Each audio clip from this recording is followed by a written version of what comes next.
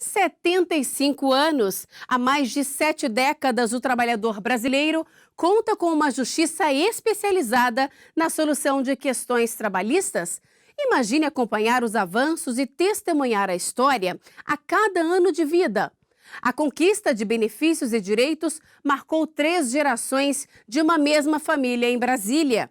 Os principais momentos históricos destacados na reportagem especial que você acompanha agora vão ser contextualizados pelo presidente do Tribunal Superior do Trabalho, ministro Ives Gandra Martins Filho.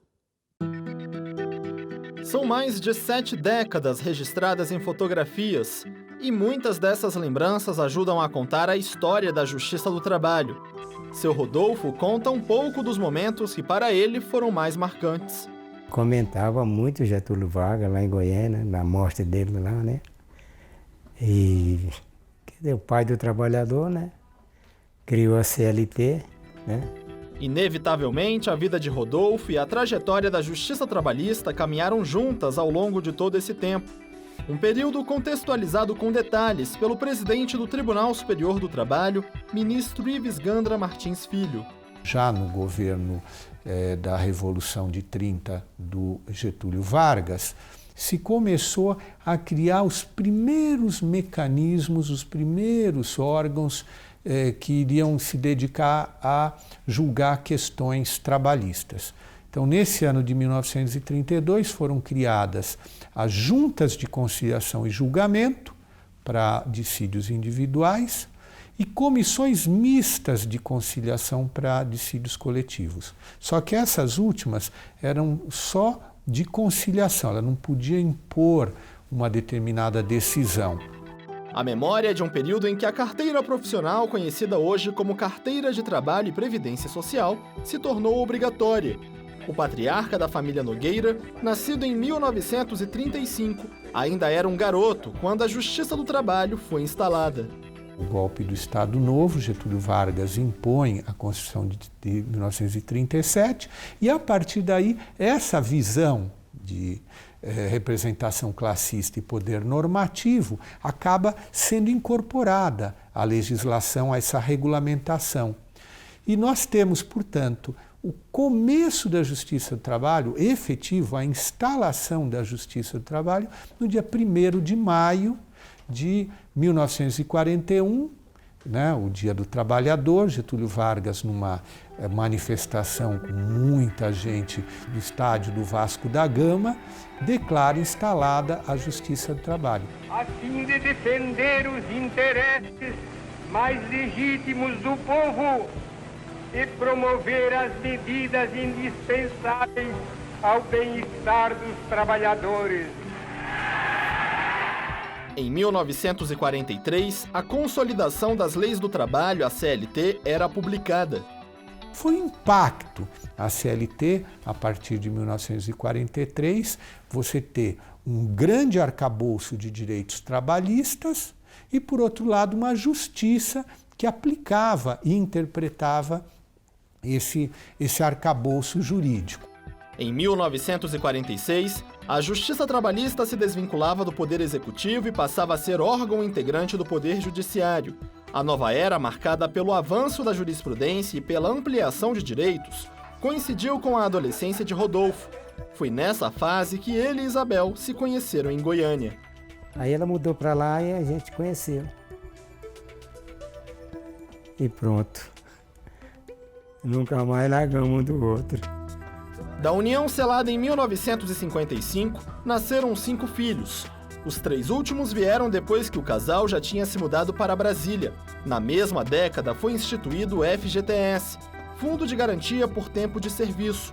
A reserva financeira foi criada para proteger o trabalhador demitido do emprego sem justa causa. Isso porque, ao concluir uma década de serviços prestados, o empregado da iniciativa privada adquiria estabilidade no emprego. Começa a acontecer de as empresas, quando o empregado completa 9 anos de empresa, ela já demite e contrata um novo, para não deixar que o trabalhador adquira a estabilidade. Porque, no fundo, a própria estabilidade, ela não é uma estabilidade absoluta. a impossibilidade de se dispensar o trabalhador, é se pagar uma indenização, que era uma indenização pesada, um salário para cada ano de serviço. Então, se ele tinha 10 anos, ele ganharia 10 salários.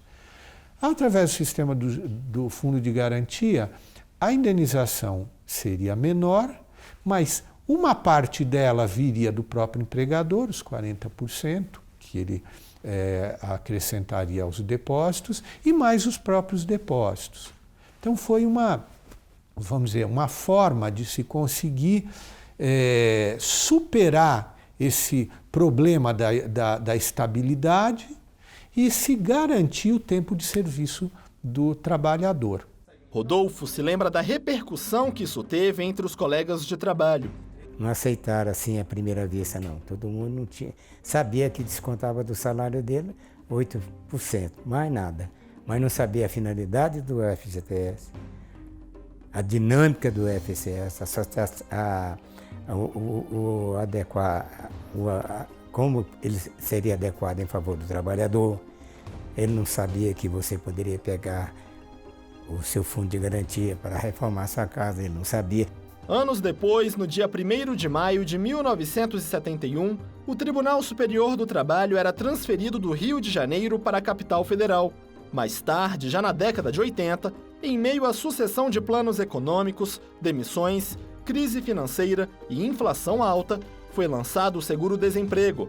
Nesse meio tempo, pela primeira vez, uma mulher assumia o cargo de ministra na mais alta corte trabalhista do país. Néa Simini permaneceu no TST até se aposentar em 1999, ano em que a Emenda Constitucional 24 extinguiu a representação classista na Justiça do Trabalho.